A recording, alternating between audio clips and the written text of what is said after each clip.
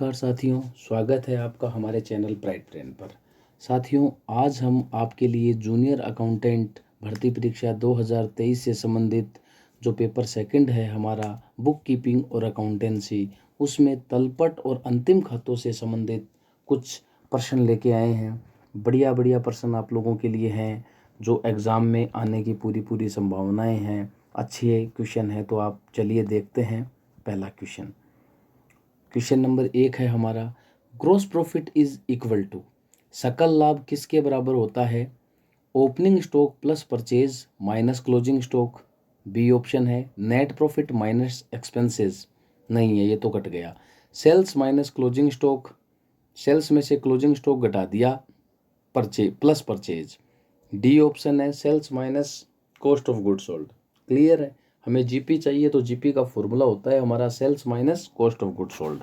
Sales में से जब लागत घटा देते हैं हम विक्रित माल की तो हमारा ग्रॉस प्रॉफिट आ जाता है। तो हमारा इसमें क्या हो जाएगा? Option A is A right, D is right, sorry, पहले में ऑप्शन डी राइट हो जाएगा हमारा। चलिए उसके बाद हम दूसरा प्रश्न करते हैं। तलपट में दिखाया जा रहा अंतिम स्टॉक आगे कहाँ दिखाया जाएगा? जब हमारा क्लोजिंग स्टॉक तलपट में दिखाया गया है तो कहाँ दिखाया जाएगा? केवल बैलेंस शीट में दिखाया जाएगा। हाँ, अगर तलपट के बाहर होता, तलपट के नीचे होता, उसका एडजस्टमेंट नहीं होता, तब हम उसे ट्रेडिंग में भी दिखाते और बैलेंस शीट में भी दिखाते। लेकिन तलपट में है, इसका मतलब वो ट्रेडिंग अकाउंट में तो आ चुका है, तो अब वो कहाँ आएगा? केवल बैलेंस शीट में ही आएगा। तो हमारा इसका उत्तर क्या हो जाएगा? आंसर बी हो जाएगा, केवल बैलेंस शीट में। उसके बाद तीसरा, सही क्रम कौन सा है? तो सबसे पहले ए ऑप्शन कह रहा है रोजनामचा, सहायक बही, खाता बही, चिट्ठा, तो ऑप्शन ए। उसके बाद बी कह रहा है रोजनामचा, खाता बही, सहायक बही, तो बी नहीं होगा क्योंकि खाता बही तो सहायक बही के बाद आती है। तो रोजनामचा और सहायक बही यहाँ तक तो ठीक है, उसके बाद खाता बही भी आएगी, फिर लाभ हानि खाता आएगा। तो खाता बही रोजनामचा, तो फिर इसमें सहायक बही नहीं है, तो ऑप्शन डी सही है हमारा, रोजनामचा, सहायक बही, खाता बही, लाभ हानि खाता, फिर चिट्ठा। तो option D is A right. इसमें ऑप्शन क्या हो जाएगा हमारा? डी राइट हो जाएगा। इसमें हमारा ऑप्शन है डी क्या हो जाएगा?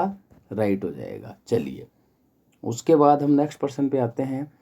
यदि बिक्री 2000 रुपये है, लाभ की दर 25% लागत पर है, तो बेचे गए माल की कीमत क्या होगी? देखिए बहुत बढ़िया प्रश्न है ये, प्रश्न को समझिए। ये कह रहा है बिक्री 2000, मतलब सेल प्राइस तो है 2000 रुपये, प्रॉफिट की रेट है 25%, किस पर है? Cost per. तो ये बेचे गए माल की कीमत, इसको कीमत नहीं है ये, इसको आप लागत पढ़े, ये इसको आप कीमत की जगह लागत पढ़े भैया आप, ये कीमत नहीं है, इसकी जगह कॉस्ट पढ़े आप। क्या पढ़े इसकी जगह? इसकी जगह आप कीमत की जगह आप इसमें कॉस्ट है भैया, ये आपको ध्यान रखना है। यदि बिक्री 2000 रुपये है, लाभ की दर 25% लागत पर है, तो बेचे गए माल की कॉस्ट या लागत क्या होगी? तो हमें लाभ की दर किस पे दे रखी है? बिक्री पे, लागत पे है 25%, जबकि क्वेश्चन में हमें बिक्री दी है। तो सर्वप्रथम हम क्या करेंगे? लागत को मानेंगे 100 रुपये, लागत 100 रुपये हमारी, और लाभ कितना? 25% दर है तो 25 रुपये लाभ। तो फिर हमारी बिक्री कितनी? 100 रुपये लागत और 25 रुपये लाभ, तो 125 रुपये बिक्री हो गई। अब 125 रुपये हमारी हो गई बिक्री, और 125 रुपये का जब हम माल बेच रहे हैं, बिक्री 125, तो हमारा लाभ कितना? 25 रुपये। तो दर कितनी? 25, 125 का कितना प्रतिशत है? 20%। 20% है, तो हमारी बिक्री पर लाभ की दर कितनी हो गई? 20%। अब चूंकि बिक्री है 2000 और बिक्री पर लाभ की दर है 20%, तो 2000 में से 20% लाभ घटा दो, 400 रुपये, 1600 रुपये आ जाएगा हमारा कॉस्ट ऑफ गुड सोल्ड। क्या आ जाएगी? कॉस्ट कितनी आ जाएगी हमारी? 1600 रुपये हमारी कॉस्ट आ जाएगी इसमें। तो हमारा इसमें ऑप्शन है सी इज राइट। आगे चलिए। पिछले वर्ष का अंतिम स्टॉक 50,000 रुपये अधिक मूल्यांकित किया गया, इसका क्या प्रभाव पड़ेगा? देखिए बहुत बढ़िया प्रश्न है साथियों। पिछले वर्ष हमने क्या कर दिया था? क्लोजिंग स्टॉक का ओवर वैल्यूएशन कर दिया था। अब आप दिमाग ले जाइए तुरंत ट्रेडिंग अकाउंट में, क्लोजिंग स्टॉक हमारा ओवर वैल्यूड हो गया, तो उससे क्या हुआ? क्लोजिंग स्टॉक जैसे ही बढ़ा तो ट्रेडिंग में सेल्स और क्लोजिंग स्टॉक, तो क्लोजिंग स्टॉक बढ़ने से जीपी क्या हुआ, बढ़ा या कम हुआ, क्रेडिट साइड बढ़ा है ट्रेडिंग का तो जीपी बढ़ेगा।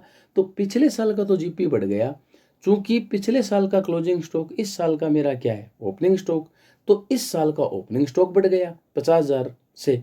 तो पिछले साल तो क्लोजिंग स्टॉक 50,000 से अधिक बढ़ा तो जीपी 50,000 से अधिक हो गया, क्योंकि अब की बार 50,000 ओपनिंग स्टॉक बढ़ गया तो जीपी 50,000 से कम हो गया। तो उत्तर क्या हो जाएगा, देखिए किसमें है, पिछले वर्ष के लाभ अधिक और इस वर्ष के लाभ कम, बिल्कुल यही उत्तर होगा, कहीं नहीं देखना आपको। पिछले वर्ष के लाभ बढ़ जाएंगे 50,000 से और इस वर्ष के लाभ कम हो जाएंगे, क्योंकि बाकी ऑप्शन में तो पिछले वर्ष के लाभ कम तो है नहीं, पिछले के अधिक इसके भी अधिक दोनों की हो नहीं सकते, क्योंकि क्लोजिंग और ओपनिंग का सेम तो फिर इफेक्ट हो ही नहीं सकता। तो हमारा option A is A right हो जाएगा। ठीक है, उसके बाद हम चलते हैं क्वेश्चन नंबर 6। क्वेश्चन 6 जो हमारा है, माल आपूर्तिकर्ता को वापस किया, इसका क्या प्रभाव होगा। हमने माल को क्या किया, जिससे खरीदा उसको वापस रिटर्न कर दिया, तो खरीदा जब उधार तब हमने क्या एंट्री की, परचेज डेबिट टू क्रेडिटर। अब हम रिटर्न कर रहे हैं तो रिटर्न कर रहे हैं, परचेज रिटर्न कर रहे हैं, तो एंट्री क्या कर रहे हैं, creditor debit to purchase return, यही तो कर रहे हैं। फिर इस परचेज रिटर्न को परचेज अकाउंट में ट्रांसफर करेंगे। तो इसका इफेक्ट क्या हुआ, इफेक्ट सबसे पहला इफेक्ट तो ये हुआ कि जैसे ही माल मैंने वापस कर दिया, खरीद लिया मैंने उधार में, वापस कर दिया, तो मेरा माल आया और वापस चला गया। इट मीन्स मेरी संपत्ति में वापस क्या हो गई, कमी हो गई।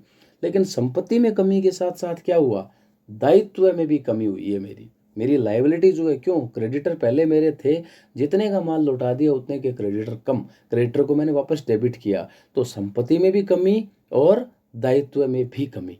तो ये इसमें आपके ऑप्शन 4 हैं, संपत्ति तथा स्वामी की पूंजी में वृद्धि। पूंजी, इस क्वेश्चन को भैया आप एक बार, ये क्वेश्चन गलत है, इसमें मुझे यही है, मैं तो यही मानूंगा और यही है, ये कोई मिस प्रिंट हुआ है छपने में, तो आप इस क्वेश्चन 6 को आप एक बार छोड़ के चल दें।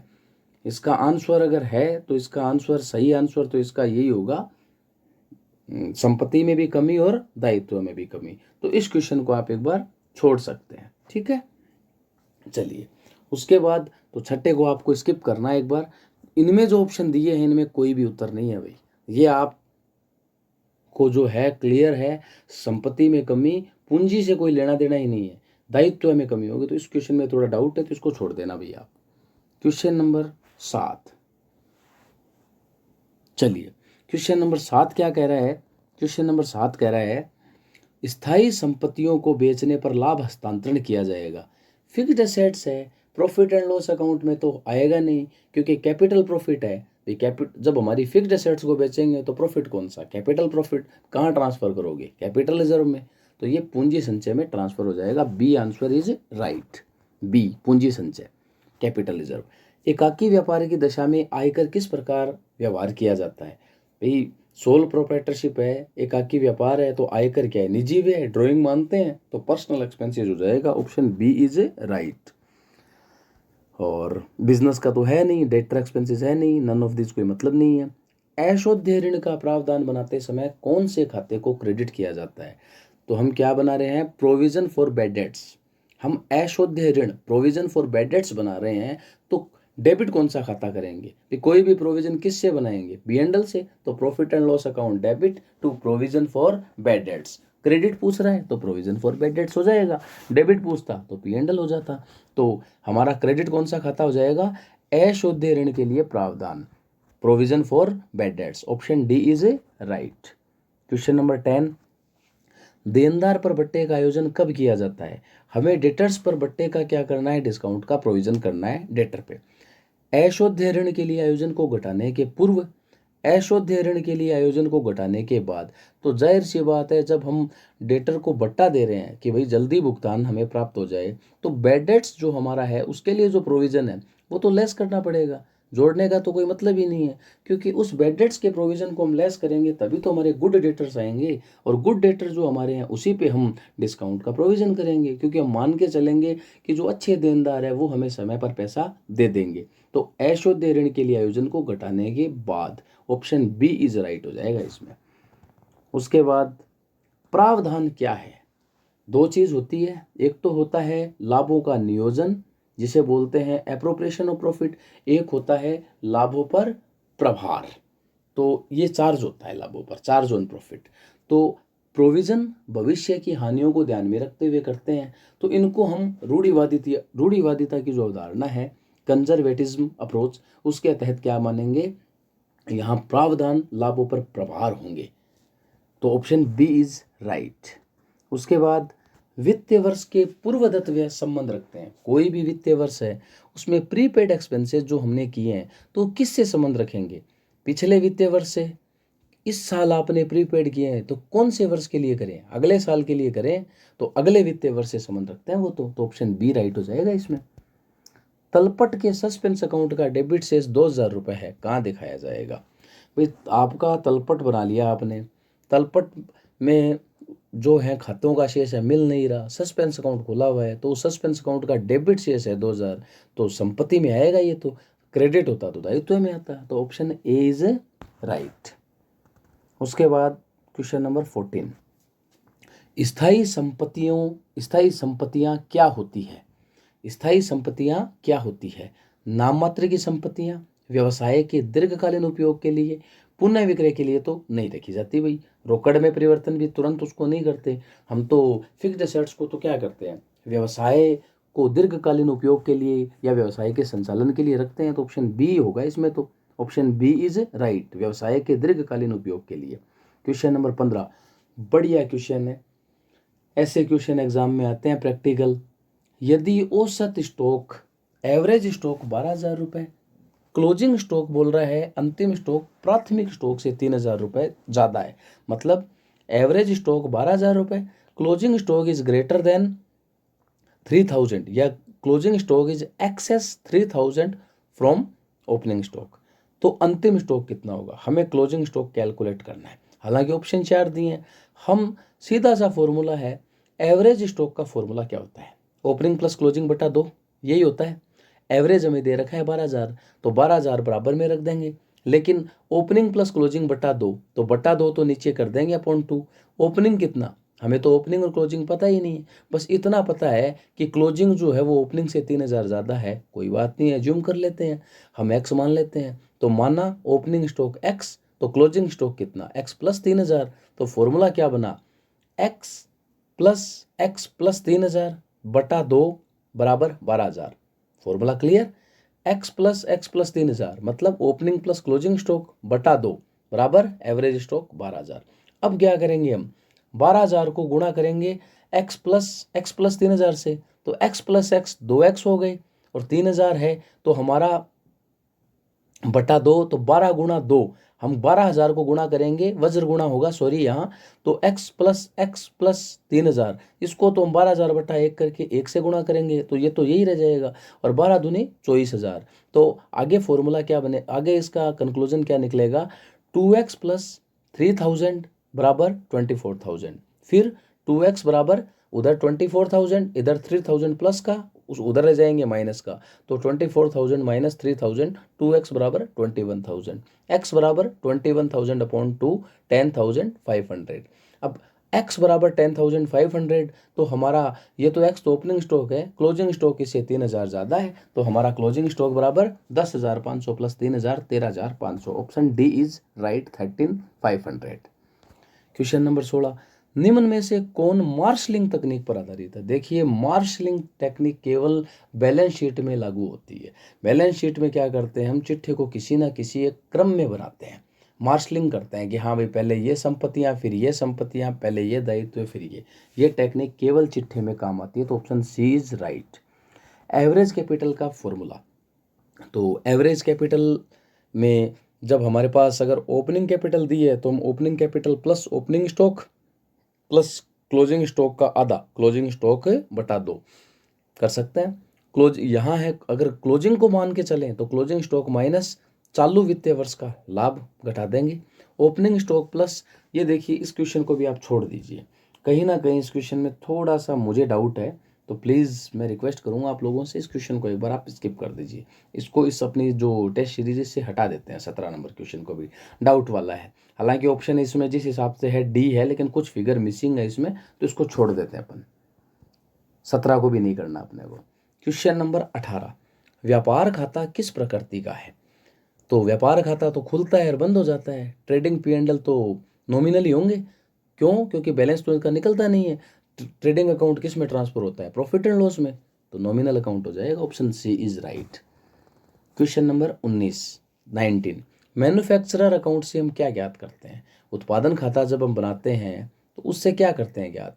उससे तो केवल जब निर्माणी कंपनियां हैं वो मैन्युफैक्चरर अकाउंट से तो कॉस्ट निकालती है अपने प्रोडक्ट की, तो उत्पादन की लागत ज्ञात करते हैं केवल, प्रॉफिट एंड लॉस तो निकलता नहीं है इससे। तो option B is right. Question number 20 last, company act 2013 के तहत वित्तीय विवरण में किस किस को शामिल करते हैं? क्या क्या सम्मिलित होता है? तो एज पर company act 2013 profit and loss, balance sheet, cash flow statement, तीनों ही हमारे इसमें शामिल होते हैं फाइनेंशियल स्टेटमेंट में। तो ऑप्शन डी इज राइट।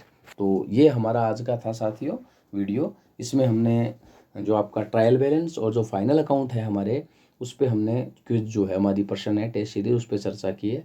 तो आप इसको देखें। 2 क्वेश्चन मैंने आपको छुड़ा दिए हैं, उस पर डाउट था मुझे, तो 18 क्वेश्चन ही हम ये मान के चलें कि इसमें हमें समझ में आए हैं और उसका हमने किया है। बाकी जो 2 क्वेश्चन है डाउट वाले, उसकी जगह हम नेक्स्ट क्वेश्चन या इनका जो प्रॉपर कहीं ना कहीं उसमें कुछ मिस प्रिंट या कुछ गैप है तो उसको दूर करके फिर आपको बताया जाएगा। धन्यवाद साथियों।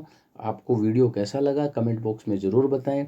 और नेक्स्ट हम जो हमारा ये होगा इसमें अगला वीडियो, इसमें हम आपको टेस्ट सीरीज देंगे। आगे जो हमारा अशुद्धि सुधार की जो प्रविष्टियां हैं, समायोजन सहित अंतिम खाते, उससे संबंधित आपको वीडियो मिलेगा। धन्यवाद साथियों, बने रहिए हमारे साथ।